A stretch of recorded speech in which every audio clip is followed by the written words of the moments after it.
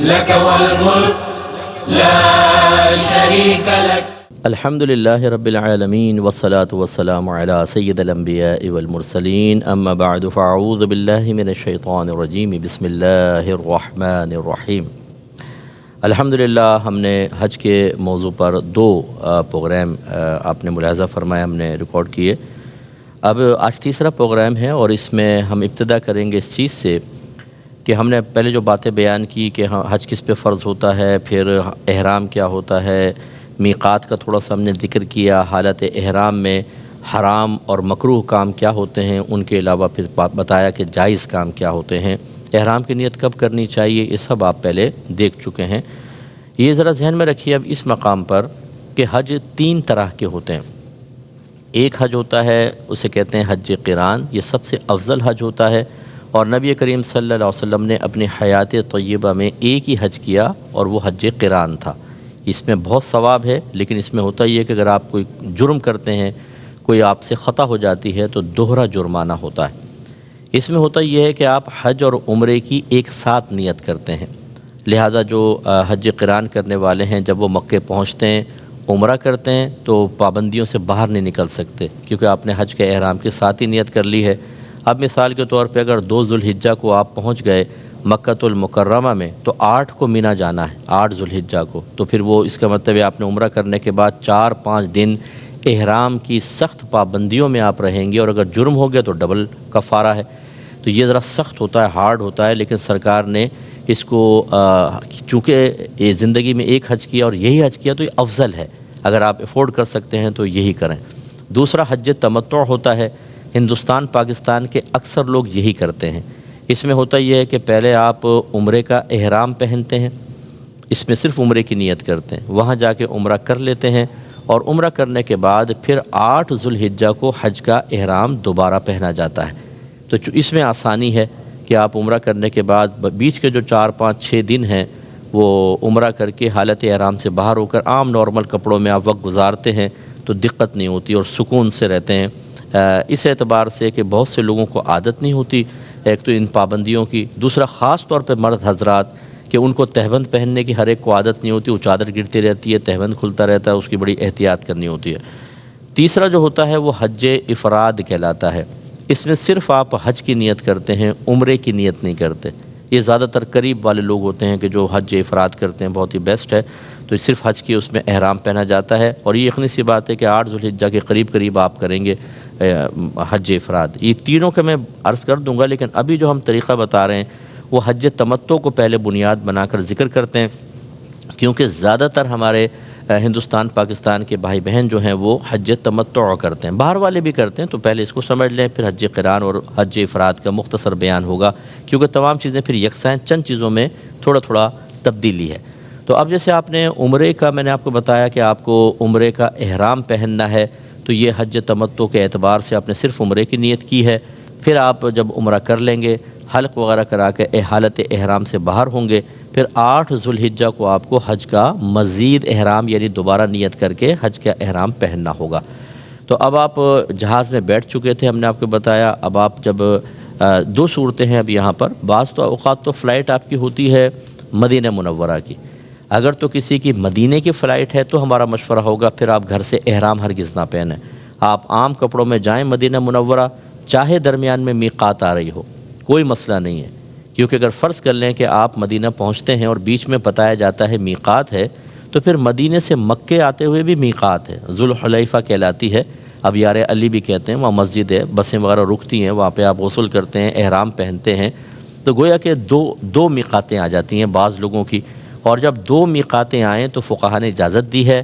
افضل یہ ہے کہ آپ پہلی میقات سے پہلے ہی احرام پہنیں، لیکن یہ بہت مشکل ہوتا ہے. 8 دن تو آپ کو مدینے میں گزارنے ہیں، پھر وہاں پہ احتیاطیں کیسے کریں گے. اور غیر افضل صورت یہ ہے اور بالکل جائز ہے، کوئی اس میں گناہ نہیں ہے کہ آپ پہلے نارمل کپڑوں میں، عام کپڑوں میں پہنچ جائیں مدینہ منورہ، وہاں ٹائم گزار کر پھر جب آپ وہاں سے مکے آئیں تو پھر آپ وہی جو میں نے احرام کی پوری تفصیل ذکر کی ہے، عمرے کا احرام پھر پہنیں گے آپ. اور پھر درمیان میں ذوالحلیفہ سے پہلے نیت کر لیں گے، پھر میقات کراس کر کے آپ مکے میں داخل ہوں گے. تو یہ تھوڑا سا ذہن میں رکھیے. تو اب آپ کو پہلے یہ طے کرنا ہے، آپ کو معلوم کرنا ہے کہ آپ کی فلائٹ کدھر جا رہی ہے اس کے اعتبار سے آپ کو کرنا ہوگا۔ اب فرض کر لیں کہ آپ کی فلائٹ ڈائریکٹ جدہ جا رہی ہے، تو جو خاص طور پہ ہندوستان پاکستان سے جاتے ہیں تو بیچ میں میقات آتی ہے، اس لیے میں نے آپ کو بتایا کہ جہاز میں آپ کو نیت کر لینی ہے۔ جدہ ایئرپورٹ پہ جب اترتے ہیں رش بہت زیادہ ہوتا ہے اور کسٹم پہ کافی ٹائم لگ جاتا ہے آپ کو اپنے کاغذات چیک کروانے میں، دیگر چیزوں میں، اپنا سامان وصول کرنے میں، تو اس میں آپ گھبرائیں نہیں۔ یہی اسی لیے میں نے شروع میں آپ کو عرض کیا تھا کہ ہمیں صبر و تحمل کی پہلے سے ہی پریکٹس کرنی چاہیے۔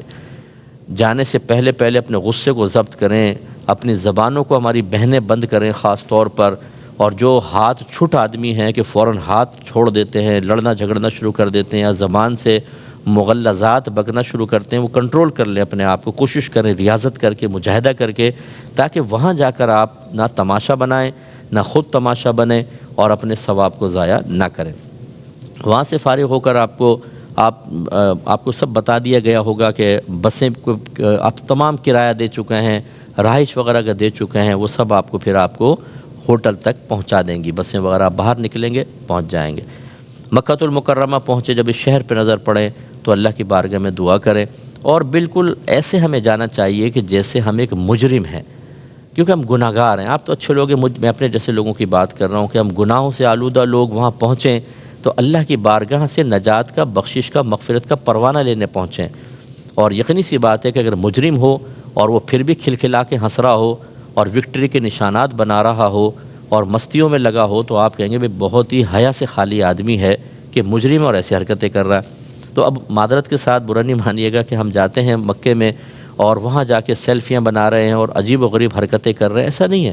ہمیں مکے میں داخل ہونا چاہیے ندامت کے ساتھ، شرمندگی کے ساتھ، اپنے سابقہ زندگی کے گناہوں کو یاد کریں اور ہوٹل تک پہنچیں۔ بعض لوگ جلدی کرتے ہیں کہ ہم جلدی سے جا کے عمرہ کر لیں۔ ہمارا مشورہ یہ ہوگا کہ عبادت جتنے سکون سے اور یکسوئی کے ساتھ کی جاتی ہے اتنی ہی اللہ تبارک و تعالیٰ آپ کو برکات سے نوازے گا، اتنی ہی عبادت میں آپ کا دل مائل ہوگا، کوفت کم سے کم ہوگی۔ اور آپ اگر ابھی جائیں گے تو پہلے وہ آپ تھک چکے ہیں اور سیدھے جا کے عمرہ کریں۔ بعض لوگ کہتے ہیں جلدی سے عمرہ کر لو تاکہ احرام کی پابندی سے باہر آئیں، ان کو بڑی کوفت ہو رہی ہوتی ہے، لیکن آپ یہ عبادت کرنے آئیں یا عبادت کا بوجھ سر سے اتارنے آئیں، یہ تھوڑا سا دیکھ لیں۔ اس لیے ہمارا مشورہ ہے کہ آپ پہلے جائیں ہوٹل میں آرام کریں، پھر اس کے بعد کھائیں پئیں، فریش ہو جائیں بالکل، پھر نہا لیں۔ آپ حالت احرام میں نہانا منع نہیں ہوتا، لیکن احتیاط کریں، ہماری بہنیں بھی خاص طور پہ بال وغیرہ نہ ٹوٹیں، کوشش کریں۔ آپ بالکل نہا سکتے ہیں لیکن وہی احرام کی چادریں پہنیں گے، دوسری چادریں نہیں پہنیں گے، اور ہماری بہنیں وہی لباس پہنیں جس میں آپ نے نیت کی ہے، کیونکہ اس میں خوشبو وغیرہ لگی ہوگی۔ اگر آپ نے دوسرا لباس بدل لیا اور اس میں خوشبو لگی ہے تو یاد رکھیں دم لازم ہو جائے گا، کیونکہ جن چادروں میں آپ نے نیت کی ہے یا ہماری بہنوں نے جس لباس میں نیت کی ہے اس پہ جو آپ نے خوشبو لگائی تھی ان میں چونکہ آپ نے نیت کر لی وہ معاف، لیکن آپ کے اور لباس یا اور احرام کی چادریں اگر اس میں الگ خوشبو لگی ہوئی ہے اور ابھی آپ ان کو پہن لیں گے تو یہ حالت احرام میں نیا لباس پہننا کہلائے گا اور اس پہ آپ کے دم لازم ہوگا۔ تو لہٰذا پہلے آرام کر لیں، اس کے بعد پھر آپ تشریف لے جائیں۔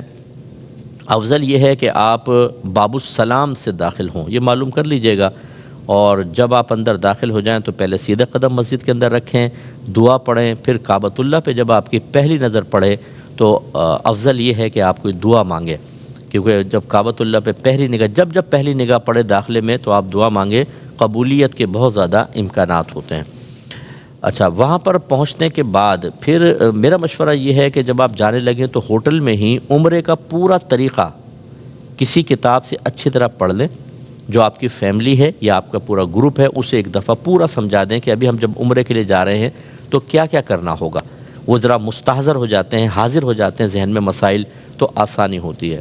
ابھی آپ نے جا کے عمرہ کرنا ہے، عمرہ طواف، اس کے بعد طواف کی 2 رکعت نفل پڑھتے ہیں جو ہم پہ پڑھنا واجب ہے، اور اس کے بعد سعی آپ کو کرنی ہے، اس کے سعی یعنی وہ دوڑنا جو ہوتا ہے، اور اس کے بعد آپ کو حلق یا قصر کروانا ہے، اس کا نام عمرہ ہے۔ بس یہ 3-4 چیزیں ذہن میں رکھیں، لیکن کس طریقے سے کرنا ہے وہ میں آپ کو گزارش کر دیتا ہوں۔ اب اگر مرد حضرات ہیں انہیں طواف شروع کرنے سے پہلے اتباع کرنا ہوگا۔ اتباع کا مطلب کیا ہوتا ہے کہ جیسے یہ احرام کی چادر ہے آپ کی، یہ آپ کندھے سے ہٹائیں، سیدھے کندھے سے اس کو بغل کے نیچے سے نکالیں اور الٹی طرف ڈال لیں، یہ سیدھا کندھا کھلاؤ، اور یاد رکھیں یہ طواف سے پہلے ہی کھولیں گے۔ بعض حاجی ایئرپورٹ سے اپنے گھر سے نکلتے ہیں کندھا کھول لیتے ہیں. بھئی ابھی ضرورت کیا ہے آپ کو؟ پورا ڈھک کر رکھیں آپ. بلکہ اسی کندھا کھلے حالت میں اگر آپ نے نماز پڑھی تو مکروہ ہوتی ہے. ٹھیک ہے نا؟ تو ڈھک کر رکھیں. یہ صرف آپ کب کھولیں گے کہ جب آپ طواف اسٹارٹ کرنے لگیں, اور وہ بھی اس طواف کے اندر یہ اتباع سنت ہے جس کے بعد سعی ہو. چنانچہ اگر آپ نے نفل کو طواف کرنا ہے, احرام پہنا ہوا ہے, نفل طواف کر رہے ہیں, اس میں اتباع سنت نہیں ہوتا, یہ ذہن میں رکھیں. اچھا, یہ بعض لوگ پوچھتے ہیں کہ جیسے ہم نے عمرہ کر لیا فرض کر لیں, تو بعض ویسے ہی پہنچ جاتے ہیں طواف کے اندر اور ان کو وہاں پہنچنے کے لیے احرام پہننا پڑتا ہے. ویسے آپ سادہ کپڑوں میں نہیں جا سکتے, وہ لوگ روکتے ہیں. تو ضمناً یہاں یہ مسئلہ بھی میں عرض کر دیتا ہوں کہ جب بہت زیادہ رش ہو تو یہ ہرگز ایسا نہ کریں, کیونکہ آپ لوگوں کو تنگی کا سبب بنیں گے. کوئی عمرہ کرنے آ رہا ہے, آپ بیچ میں ویسے ہی پہنچ گئے تاکہ میں طواف کر لوں, تو وہ تنگ ہوں گے. ہاں, اگر مطاف خالی ہے, رش وغیرہ نہیں ہے, تو پھر آپ یہ کر سکتے ہیں کہ چادریں پہن کے چلو نفلی طواف کے لیے اب چلے گئے, کہ کسی کے لیے باعث تکلیف نہیں ہے. لیکن جب باعث تکلیف بن رہے ہوں تو قانون کو فالو کرنا لازم ہوگا. اسی طرح ماسک بھی اپنا نہ پہنے چہرے کے اوپر, ماسک سے بھی یاد رکھیں دم وغیرہ لازم ہوگا یا کفارہ لازم ہوگا. اچھا, اب ہوتا یہ ہے کہ بعض لوگوں کو بہت ہی سینسٹیو ہوتی ہے ان کی مطلب معاملات, الرجی وغیرہ ہوتی ہے.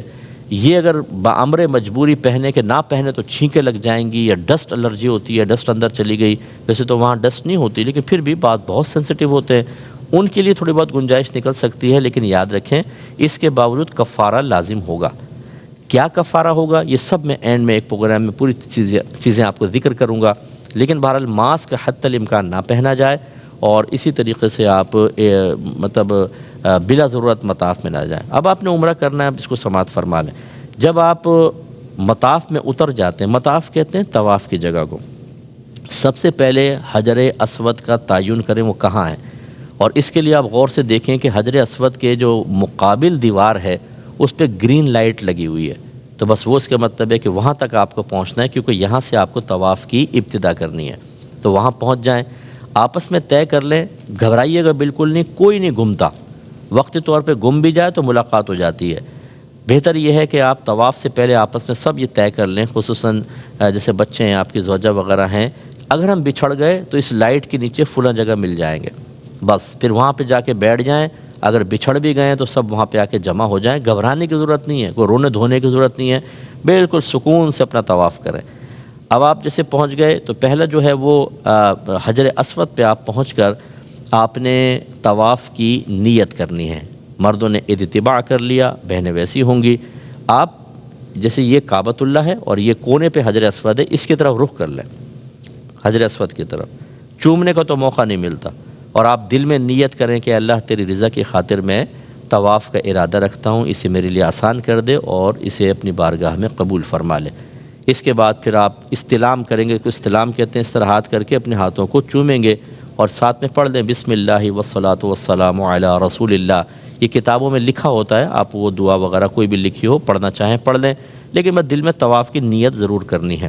اب آپ جیسے کھڑے ہوئے تھے, آپ نے نیت کی, اب آپ فوراً اس طرح ہو جائیں کہ آپ کے لیفٹ سائڈ اب حجر اسود کی طرف ہو, اور آپ نے اینٹی کلاک وائز طواف اسٹارٹ کرنا ہے. ٹھیک ہے, سارے وہ تو کر ہی رہے ہوتے ہیں, پھر بھی اینٹی کلاک وائز ذہن میں رکھیے گا. اور اب آپ طواف اسٹارٹ کریں گے. مردوں کے لیے پہلے 3 چکروں میں رمل کرنا سنت ہے. رمل کا مطلب یہ ہے کہ تھوڑا سا اکڑ کر چلنا, تھوڑا سا تیز چلنا, لیکن ایسا نہیں کہ لوگوں کو تکلیف ہو. اگر تکلیف ہو تو آپ اتنی دیر رک جائیں, جیسے رش ہوتا ہے بہت زیادہ تو آپ, اور اگر رمل آپ چھوڑ دیتے ہیں یعنی رش کی وجہ سے بہت ہی پیک چل رہا ہے تو کوئی مسئلہ نہیں ہے, اس میں کوئی گناہ نہیں ہوتا. یہ رمل صرف سنت ہے. تو اس لیے 3 چکروں میں ہوگا. چوتھے چکر کو پھر آپ ویسے نارمل یعنی باقی چکر نارمل کریں گے. بہنوں کے لیے رمل سنت نہیں ہے. اب آپ نے پہلا چکر شروع کیا, کیا پڑھیں؟ بعض لوگ پوچھتے ہیں. افضل ترین جو ہے وہ درود پاک ہے. ہر چکر میں ہر قدم پہ درود پاک پڑھتے رہیں, درود پاک پڑھتے رہیں.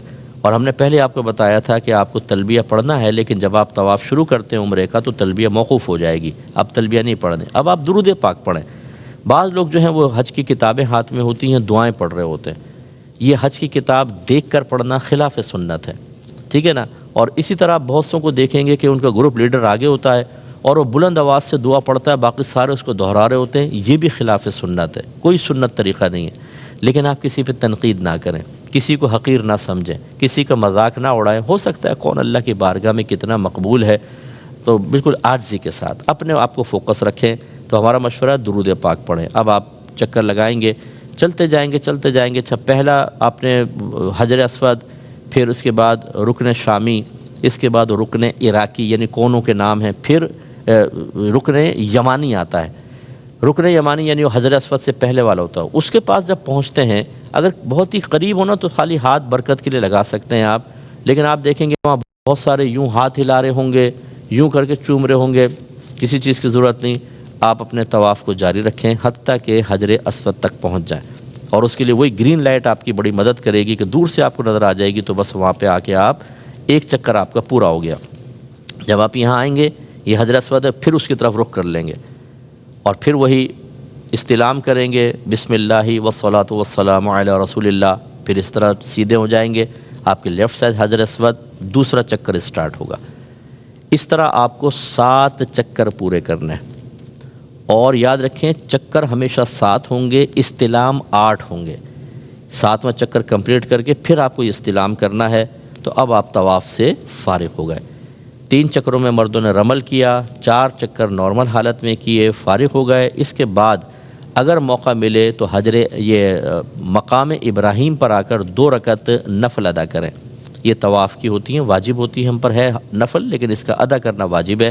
اگر وہاں رش ہو تو جہاں مسجد میں آپ کو جگہ ملے کر لیں، یہ ضروری نہیں ہے یہاں پر۔ اور غور کیجیے گا کہ مکروہ وقت نہیں ہونا چاہیے، طلوع آفتاب، غروب آفتاب یا زوال کا وقت نہیں ہونا چاہیے، ان وقتوں میں نوافل منع ہے۔ اگر یہ وقت چل رہا ہے تو پھر تھوڑا وقت گزار لیں، بعد میں ادا کر لیں، کوئی مسئلہ نہیں ہے، تاخیر ہو سکتی ہے اس میں۔ مقام ابراہیم پر نماز ادا کرنے کے بعد یا مسجد میں کہیں پر پھر اگر موقع ملے تو ملتزم پر حاضر ہوں۔ حجر اسود سے کعبۃ اللہ کے دروازے کے درمیان کا جو حصہ ہے اس کو ملتزم کہا جاتا ہے۔ کہتے ہیں کہ یہاں پر دعا مانگے تو 70,000 فرشتے دعا پر آمین کہنے کے لیے تشریف فرما ہوتے ہیں۔ تو بعض لوگ کعبۃ اللہ پر، بعض وہاں پر، لیکن احتیاط کیجیے گا خوشبو نہ لگی ہو۔ عموماً غلاف کعبہ پر خوشبو ہوتی ہے، اگر آپ ہاتھ رکھیں گے اور خوشبو آ گئی، دم لازم۔ ایسے حجر اسود کو چومنے کی کوشش نہ کریں۔ بعض لوگ طاقت لگاتے ہیں کہ چوم کے دم لوں گا، اس میں کوہنیاں مار رہے ہیں، دھکے دے رہے ہیں، عورتیں گھس رہی ہیں، جسم پس رہے ہیں۔ نہیں، دور سے استلام کریں، اور اگر آپ پہنچ ہی گئے تو ہونٹ لگانے سے تھوڑا سا احتیاط کریں، اس میں بعض اوقات خوشبو ہوتی ہے۔ اگر پورے ہونٹ آپ کے خوشبو میں ہو گئے تو دم لازم ہو جائے گا، بکرا ذبح کرنا ہوگا، یاد رکھیں، بطور کفارہ۔ اللہ تعالی ہمیں سمجھ کی توفیق عطا فرمائے۔ باقی مسائل انشاءاللہ نیکسٹ پروگرام میں ذکر کریں گے۔ وآخر دعوانا ان الحمدللہ رب العالمین۔ لبيك اللهم لبيك لبيك لا شريك لك لبيك إن الحمد والنعمة لك والملك لا